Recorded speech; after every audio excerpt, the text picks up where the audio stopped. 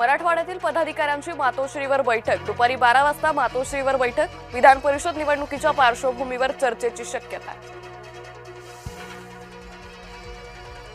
उल्हासनगरच्या कैलास कॉलनीत दिवसा ढवळा गोळीबार भर चौकात 7 राऊंड फायर 3 जण जखमी। राष्ट्रवादी पुन्हा फुटण्याची चर्चा शिवसेना नेत्याच्या दाव्याने खळबळ राष्ट्रवादीचे काही नेते संपर्कात असल्याचं शिरसाटांचं वक्तव्य। राष्ट्रवादी आमचा मित्र पक्ष अजित पवारांचा पक्ष फोडण्याचा हेतू नाही उदय सामंतांचं वक्तव्य।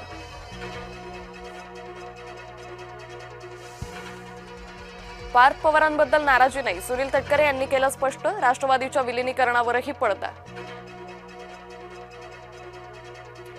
शेतकरी कर्जमाफी 30 जून पूर्वी करणार मुख्यमंत्री फडणवीसांचं आश्वासन कर्जमाफी वेळेवर देण्याचे प्रयत्न सुरू। शिरसाटांकडून असदुद्दीन ओवेसींचं कौतुक राज्याबाहेरील व्यक्ती महाराष्ट्रात चांगलं काम करतो ओवेसींसारख्या लोकांचं कौतुक केलं पाहिजे शिरसाटांची स्तुतीसुमन। नीट पेपरफुटी प्रकरणाचे धागे दोरे बीडपर्यंत अंबाजोगाईत सीबीआयकडून झाडाझडती 2 विद्यार्थ्यांसह एका खासगी क्लासची चौकशी। 13 वर्षांनंतर नागपूर काँग्रेसला मिळाला नवीन अध्यक्ष प्रफुल्ल गुडदे यांच्याकडे नागपूर शहराध्यक्षपदाची जबाबदारी। महालक्ष्मी ते मोनोरेल प्रस्तावित स्कायवॉकची लांबी घटली 384 मीटर लांबीचा स्कायवॉक आता 283 मीटरवर।